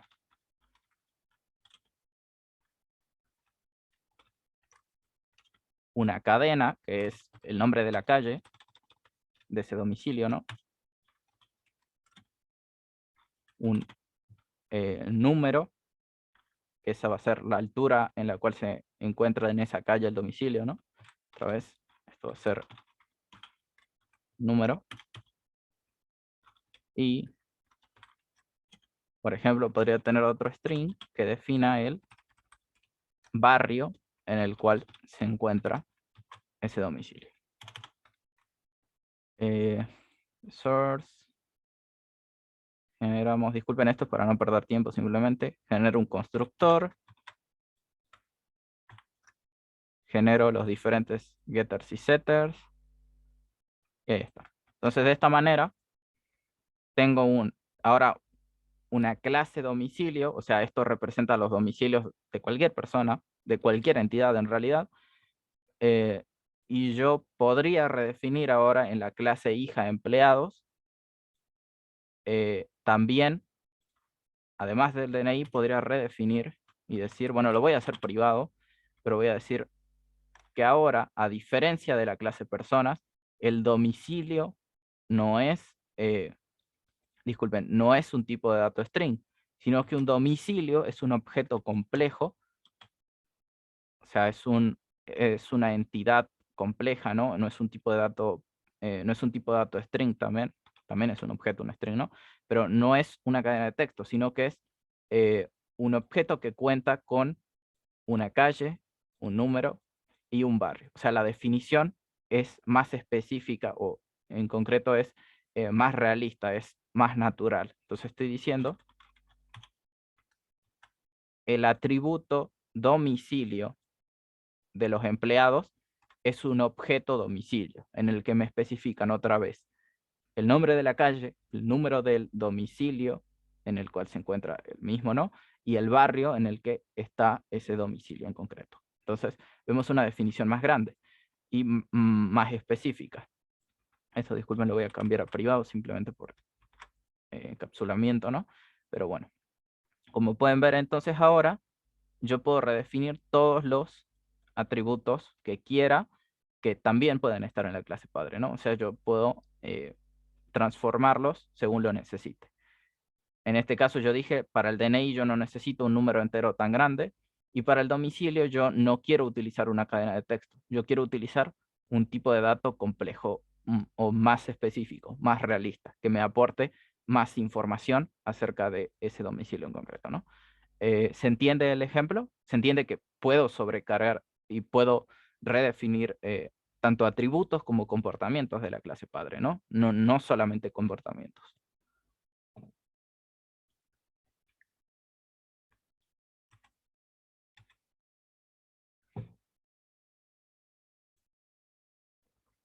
Bueno, perfecto. Entonces, fuera de esto, les voy a dejar también, les voy a dejar disculpen, en Drive, ambos ejercicios, les voy a dejar persona ahora eh, con los atributos redefinidos para que tengan un ejemplo. Pero bueno, igual van a tener una diapositiva, tienen la clase grabada, la voy a subir en cuanto termine al Drive también, así que no se preocupen por eso.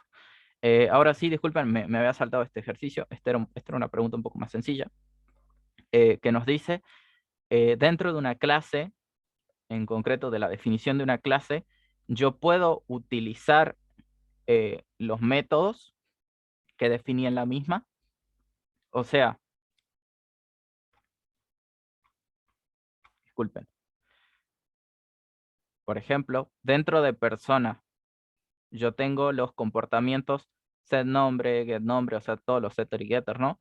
Tengo mostrar y tengo el toString, ¿no? Y bueno, y es mayor. Yo podría utilizar alguno de estos comportamientos que he definido aquí dentro de la misma clase. O sea, dentro de persona, puedo utilizar alguno de estos comportamientos. Hemos visto ejemplos acerca de eso.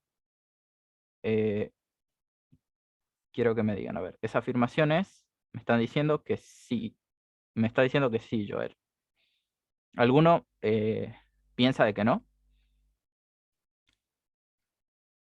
¿Piensa que no es posible realizar eso? Si no, les muestro un ejemplo ahora mismo, ¿no? O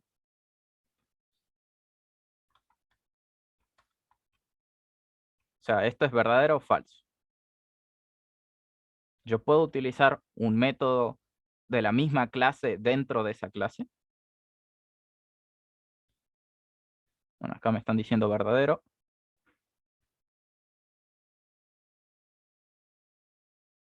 Sí, sí, sí. Bueno, por si alguno piensa que es falso, les muestro el ejemplo y con eso cerramos. Voy de vuelta a Eclipse y, por ejemplo, dentro de, aquí, si recuerdan el comportamiento mostrar que vimos hace un momento, que aquí simplemente una persona se está presentando, ¿no? Está diciendo sus características y atributos. Bueno, yo lo que podría hacer, en vez de utilizar dis.nombre, o sea, en vez de hacer un acceso directo al atributo que lo puedo hacer porque a pesar de que es privado el modificador de nombre, ¿no? O sea, a pesar de que el nombre es privado, que sea privado me permite también utilizarlo dentro de la misma clase, si no sería inaccesible de cualquier lado, ¿no? Esto ya lo vimos cuando hablamos de modificadores de acceso. Puedo utilizar un atributo privado dentro de la misma clase, dentro de la definición de la misma clase. Entonces, pero bueno, si yo no quisiera utilizar el atributo como tal, sí podría utilizar un método de acceso. O sea, sí podría utilizar un getter para acceder a ese nombre. Entonces yo podría decir get nombre. Y esto sigue funcionando exactamente igual que al poner dis.nombre. Entonces, ambas cosas son equivalentes. O sea que sí puedo usar comportamientos dentro, o sea, los comportamientos que estoy definiendo aquí mismo, los puedo utilizar dentro de la misma clase. No hay nada que me lo prohíba. Bueno, con eso estaríamos cerrando. Gracias a todos, la verdad, fueron unos bonitos 2 módulos lo que hemos estado viendo. Espero que tengan la mejor de las suertes en el examen. Si alguno quiere otra vez asistir a la clase de consulta extra que voy a dar hoy a la tarde, entre 4 y 6 va a ser. En un momento les paso el enlace por si les interesa. Y mucha ¿Va suerte, a la quedar verdad. grabada, profesor, la clase de la 16? Voy a buscar que sí, voy a grabarla al menos en local y se las voy a dejar en Drive en todo caso. Muy bien, nada. También la clase 12 que todavía no está subida a YouTube, la voy a dejar también en Drive por si alguno la quiere revisar. Ese día hablamos de herencia, si no me equivoco. Así que nada, mucha suerte a todos. Otra vez, si tienen alguna duda, pregúntenlo antes del día viernes, por favor, no me consulten el día del examen porque no les puedo responder, pero bueno, nada, no puedo desearles más que eso. Mucha suerte a todos y muchas gracias. Muchas gracias.